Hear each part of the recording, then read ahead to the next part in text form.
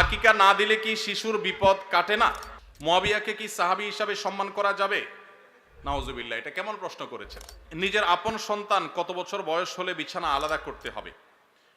সন্তান বয়স যখন 10 হয়ে যাবে তখন তাকে নবীজি সাল্লাল্লাহু আলাইহি সাল্লাম বিছানা পৃথক করতে বলেছেন। তিনি বলেছেন ওয়াহজুরুহুম ফিল মাদাজি'i ইযা বালাগু আশরা আও কামা ওয়ারাদা ফিল হাদিস। কোন কোন বর্ণনায় ওয়াফাররিকুহুম আসছে। নিজের সন্তানদের বয়স যখন 10 হবে তখন তাদের বিছানা পৃথক করে দাও। এক কম্বলে কাঁথার নিচে দুজন ঘুমাবে না, তখন আলাদা আলাদা হবে। যদি বিছানা পৃথক করা বলতে আলাদা খাট, আলাদা চকিতে শোয়ানোর মতো আর্থিক সঙ্গতি না থাকে, তাহলে একই কক্ষেও যদি থাকে তো মাঝখানে পার্টিশন থাকবে, কোলবালিশ জাতীয় কিছু থাকবে, আলাদা কম্বল কাঁথা থাকবে, একই কাপড়ের ভিতরে বা একই কাপড়ের নিচে ঘুমাবে না। এটা নানাবিধ অনাচারের পথকে উন্মুক্ত করে। আরো আগে থেকে যদি বাচ্চাকে অভ্যাস গড়ে তোলা হয় সেটা সবচেয়ে ভালো। অনেকে আছেন এই বিষয়গুলোকে তেমন কোনো গুরুত্ব দেন না, অথচ এগুলোর কারণে বহু সর্বনাশা আমাদেরকে গ্রাস করে। বিধায় নবী সাল্লাল্লাহু আলাইহি সাল্লামের এই নির্দেশটা আমাদের খুব গুরুত্বের সাথে মানতে হবে। আকিকা না দিলে কি শিশুর বিপদ কাটে না? আকিকা না দিলে শিশুর বিপদ কাটে না এমন কোনো কথা কোরআন হাদিসে নাই।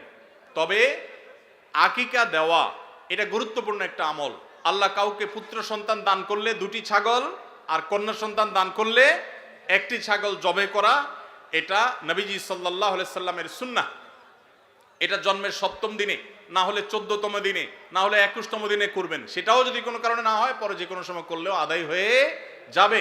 এমনকি কারো শিশুকালে যদি আকিকা দেওয়া না হয়, বড় হওয়ার পরে তার আকিকা দিলেও আদায় হয়ে যাবে। এই আকিকা এটা না দিলে যে বিপদ কাটে না এরকম কোনো কথা নাই। তবে হ্যাঁ, বিভিন্ন হাদিসে নবী সাল্লাল্লাহু আলাইহি সাল্লাম বলেছেন কুল্লু গুলামিন মুরতাহানুন বিআকিকাতিহি, বাচ্চার এটা আকিকার উপরে সে অনেকটা ডিপেন্ডেন্ট থাকে।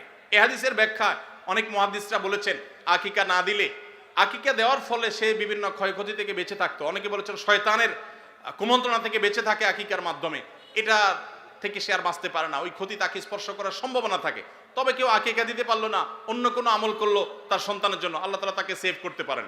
এমন কোনো কথা নাই যে আকিকা না দিলেই তার সন্তানের বিপদ কাটবে না। তবে আকিকা দেওয়া উচিত, এর মাধ্যমে সন্তান নানাভাবে উপকৃত হয়, নানাভাবে সেভ থাকে, নিরাপদে থাকে। আল্লাহ আমাদের যাদের সামর্থ্য দিচ্ছে তাদেরকে আমল করার তৌফিক দান করুন। মুয়াবিয়াকে কি সাহাবী হিসাবে সম্মান করা যাবে? নাউজুবিল্লাহ, এটা কেমন প্রশ্ন করেছেন? যে ভাই প্রশ্ন করেছেন তার হয়তো জানার ঘাটতি আছে। মুয়াবিয়া রাদিয়াল্লাহু তাআলা আনহু নবী করিম সাল্লাল্লাহু আলাইহি সাল্লামের অত্যন্ত স্নেহভাজন, অত্যন্ত স্নেহধন্য সাহাবীদের একজন। সাহাবী হিসাবে সম্মান করা যাবে কিনা মানে সিনিয়র সাহাবীরা তার জীবদ্দশায় সিনিয়র বড় বড় সাহাবীদের কেউ তাকে অসম্মান করেছেন দেখাতে পারবেন? তাহলে আপনার মনে প্রশ্ন কোত্থেকে আসলো? সাহাবীদের মধ্যে নিজেদের মধ্যে বহু বিষয়ে মতপার্থক্য হয়েছে, এমনকি যুদ্ধ পর্যন্ত হয়েছে। নবীজি সাল্লাল্লাহু আলাইহি সাল্লাম পরিষ্কারভাবে নিষেধ করেছেন যে আমার সাহাবীদেরকে গালমন্দ করবে না, সমালোচনা করবে না। নবীজি সাল্লাল্লাহু আলাইহি সাল্লামের এই হাদিস থেকে বোঝা যায় সাহাবীদের কোনো ভুল, কোনো ত্রুটি হতে পারে মানুষ হিসাবে, কিন্তু হলে সেটার কারণে সমালোচনা করা, গালমন্দ করার অধিকার আমাদের নাই। আপনার বাবা যদি তার কোনো ভুল হয় আপনি কি সেটার সমালোচনা করে বেড়াবেন? সাহাবীদের সম্পর্কে নবী সাল্লাল্লাহু আলাইহি ওয়াসাল্লাম হাদিসগুলো একটা একটা করে পড়ে দেখবেন। এটা দুর্ভাগ্যজনক যে আমাদের সমাজে এই জাতীয় বিষয়গুলোকে নানাভাবে আমাদের সামনে এস্টাবলিশ করা হয়েছে, নানাভাবে। দেখুন, সাহাবীরা সবাই ভুলের ঊর্ধ্বে, সবাই নিষ্পাপ, মাসুম, এটা আহলে সুন্নাত জামাতের কারোর আকীদা বিশ্বাস না। কিন্তু তাদের যদি কোনো ব্যক্তিগত সিদ্ধান্তে ভুল হয়, ইজতিহাদি বুঝার কোনো ভুল হয়, আপনি আমি সমালোচনা করবার কোনো অধিকার নবী সাল্লাল্লাহু আলাইহি সাল্লাম আমাদেরকে দেন নাই। কে সাহস দিয়েছে আপনাকে যে আপনি আল্লাহ নবী সাল্লাল্লাহু আলাইহি সাল্লামের সাহাবীর দোষ বা ভুল চর্চা করবেন, সমালোচনা করবেন? মনে রাখবেন, কোরআনের আয়াতে আয়াতে দেখবেন আল্লাহ তাআলা সাহাবীদের পুরো সাহাবীদের পুরো জামাতের বিভিন্ন প্রশংসামূলক বাক্য ব্যবহার করেছেন। সীমাহুম ফি উজুহিহিম মিন আসারিস সুজুদ তারাহুম রুকআন সুজদান ইয়াবতাগুনা ফাদলা মিনাল্লাহি ওয়া রিদওয়ানা। সাহাবীরা আল্লাহ বলছেন তারা আল্লাহর সন্তুষ্টি চায়, অন্য কিছু চায় না, ইখলাস আছে তাদের, আর আপনি সমালোচনা করেন কিভাবে? ভাইরা আমার, মুয়াবিয়া রাদিয়াল্লাহু তাআলা আনহু কে জানেন? তিনি সেই সাহাবী যাকে নবী সাল্লাল্লাহু আলাইহি সাল্লাম ওহী লেখার দায়িত্ব দিয়েছেন, কাতেবে ওহী। সহজ কথা না। জিবরিল আলাইহিস সালাম যখন নবীজির কাছে ওহী নিয়ে আসতেন, তিনি লেখা জানতেন না, নবীজি লেখা জানতেন না। কত বড় বিশ্বাস করলে কত বড় আস্থা থাকলে মুআবিয়া রাদিয়াল্লাহু তাআলা আনহু লিখছেন, কি লিখছেন নবীজি? তিনি যেহেতু লেখাপড়া জানতেন না, তিনি উম্মি ছিলেন, কি লিখছেন তিনি জানেন না, কত বড় বিশ্বাস থাকলে তাকে দিয়ে নবী সাল্লাল্লাহু আলাইহি ওয়াসাল্লাম ওহী লেখাইছেন। সেই কাতিবে ওহী, তিনি সাহাবী হিসাবে পরিপূর্ণ মর্যাদা পাবেন। ভাইরা আমার, ঈমান নিয়ে যারা নবীজিকে দেখেছেন এবং ঈমানদার অবস্থায় গেছেন, তাদের যদি কোনো ভুল ত্রুটি হয়ও, আপনারা একটা হাদিস সহিহ বুখারীতে পাবেন, নবীজি বলেছেন যারা বদরের যুদ্ধে শরীক হয়েছে, অংশগ্রহণ করেছে, তাদের সম্পর্কে নবীজি সাল্লাল্লাহু আলাইহি ওয়াসাল্লাম বলেছেন যে আমালু মা শি'তুম কাদ গাফারাল্লাহু লাকুম, যারা বদরে শরীক হয়েছো তোমরা যা খুশি করো, আল্লাহ তোমাদের মাফ করে দিয়েছে।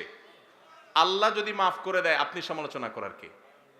আপনার আমার সমালোচনা করার রাইট আছে? এরকম সাহাবীদের নিয়ে এরকম আরো বহু হাদিস আছে। সব হাদিসগুলোকে সামনে রাখলে বোঝা যায় এটা আমাদের ঈমানের জন্য ধ্বংসাত্মক একটি বিষয়।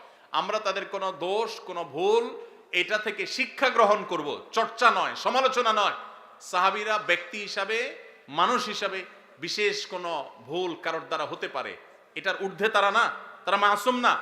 কিন্তু সাহাবীদের যে পুরো জামাতে সাহাবা, সেটা মৌলিকভাবে মোটা দাগে এটা আমাদের জন্য অনুসরণীয়, অনুকরণীয়। কিন্তু ব্যক্তি হিসাবে ব্যক্তি কেন্দ্রিক ভুল ভ্রান্তি থেকে তারা সবাই ঊর্ধ্বে মাসুম ছিলেন, এটা কারোর বিশ্বাস না। কিন্তু তাদের প্রতি অভক্তি, অশ্রদ্ধা, তাদের সমালোচনা করা, গালমন্দ করা আহলে সুন্নাত ওয়াল জামাতের সমস্ত উলামায়ে কেরামের ঐক্যমত এটি নাজায়েজ, এটি গুনাহ এবং এটি বিভ্রান্তি। সাহাবীদের সমালোচনার এই কাজ শুরু করেছে শিয়ারা সবচেয়ে বেশি। তারা আম্মা জান আয়েশা রাদিয়াল্লাহু তাআলা আনহাকে গালমন্দ করে, আবু বকর রাদিয়াল্লাহু তাআলা আনহুকে গালমন্দ করে, আলী রাদিয়াল্লাহু তাআলা আনহুকে গালমন্দ করে, আর অনেক সাহাবীকে, আলী রাদিয়াল্লাহু তাআলা আনহু ছাড়া অন্য যে সমস্ত ওমর রাদিয়াল্লাহু তাআলা আনহুকে গালমন্দ করে, তারা নবীজির সাহাবীদেরকে গালমন্দ করে। এটা শিয়াদের কাজ। আল্লাহ তাআলা আমাদেরকে এই সমস্ত গুনাহ থেকে বেঁচে থাকার তৌফিক দান করুন। আস-সুন্নাহ ফাউন্ডেশন, উম্মার স্বার্থে সুন্নাহর সাথে।